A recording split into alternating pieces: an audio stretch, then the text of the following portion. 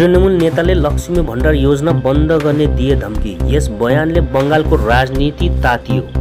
कोलकातामा हुने 21 जुलाई शहीद दिवस र्यालीको निम्ति कुचबिहारमा एउटा तयारी सभाको आयोजना गरिएको थियो भने यसै सभामा आफ्नो वक्तव्य राख्ने क्रममा माथाभङ्गा ब्लक तृणमूल कांग्रेस पार्टीको सभापति विश्वजित राईले लक्ष्मी भण्डार योजना बन्द गर्ने धम्की दिएका छन्। कारण लोकसभा चुनावमा माथाभङ्गा शहरको प्रत्येक वार्डमा तृणमूल कांग्रेसको हार बताएका छन्। हेर्दै गर्नु सेसिबी तयार पारेको यो खबर।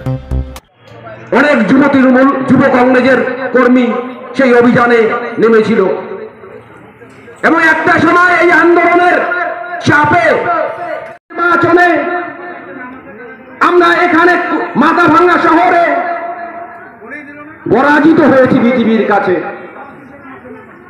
এটা দুঃখজনক ঘটনা। আমরা সারা বছর মানুষের সঙ্গে থাকি, মানুষগুলো আমাদের সঙ্গে সারা বছর থাকে, সারা বছর এমন করে থাকে। একটু আগে বাপ্পা বলছিল যারা অরিজিনাল তৃণমূল কংগ্রেস করে তাদের মাঝে মাঝে মনে হতো আমরা বোধহয় তৃণমূল কংগ্রেস করি না, নেতা নেত্রীরা বিজেপির সঙ্গে মেলামেশা করছে। আমরা চাই আমরা সবার সঙ্গে মিশি। আমরা বিজেপি মানি না, আমরা কংগ্রেস মানি না, পরিষেবা সরকারের সবাইকে পাওয়ার জন্য আমরা কাজ করি। কিন্তু দেখলাম কি এই নির্বাচনে সারা বছর আমাদের সঙ্গে থাকলো, সারা বছর আমাদের সঙ্গে অভিনয় করলো, আমরা সেই অভিনয়ে ভুলে গেলাম। রাত নাই, দুপুর নেই, সন্ধ্যা নেই, মানুষকে পরিষেবা দেওয়ার চেষ্টা করলাম। কিন্তু মানুষ এত পরিষেবা পাওয়ার পরেও একটা দিন আমাদের সঙ্গে বেইমানি করলো।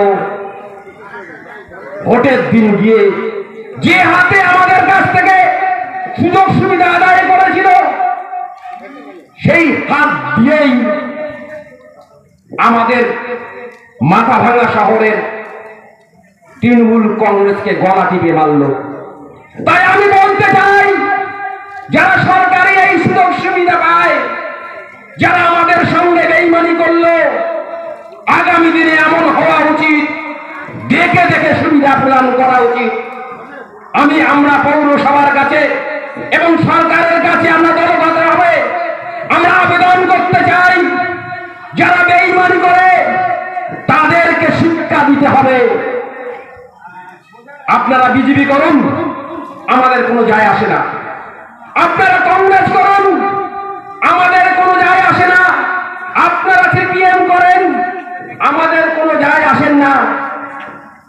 কিন্তু দয়া করে সারা বছর তৃণমূলের সুযোগ সুবিধা নিয়ে তৃণমূলের সঙ্গে খেয়ে তৃণমূলের সঙ্গে পড়ে ভোটের দিন তৃণমূলের গলা টিপে মারার যে প্রয়াস, এই প্রয়াসকে বন্ধ করতে হবে, চিহ্নিত করতে হবে এবং চিহ্নিত করে করে সুবিধা প্রদান করতে হবে।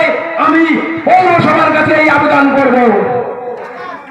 যদি আমরা সারা বছর আপনাদের সঙ্গে না থাকি, যদি শুধু ভোটের দিন থাকি, তাহলে আপনারা বলবেন কাউন্সিলরের দেখা পাওয়া যায় না, কাউন্সিলর কোনো কাজ করে না, তাই আমরা ভোট দিব না, মাথা পেতে নিব।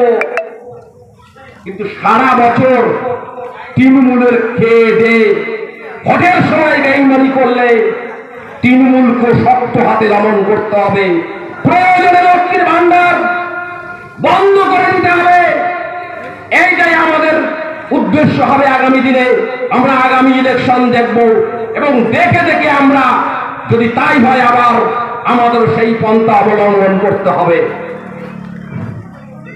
আজকে কি করেনি পৌরসভা সাধারণ মানুষের জন্য? এখানে বাপ্পা রয়েছে, এখানে হচ্ছে মাননীয় শাহ রয়েছে, কোন কাজটা করেনি? আমরা এখানে মাত্র 15 ভোটে জিতেছি, এখানে 93 ভোটে জিতেছি। অর্ধেক লোক বিজেপিকে ভোটদান করেছে, অথচ সেই লোকগুলাই আমাদের পাশে ঘুর করে সারা বছর সুবিধা নিয়েছে। এই সুবিধাভোগী লোকগুলোকে আইডেন্টিফাই করতে হবে এবং আমাদের আগামী দিনে এই ধরনের প্রোগ্রাম করে আমরা আইডেন্টিফাই করে আমরা সুযোগ সুবিধা প্রদান করব।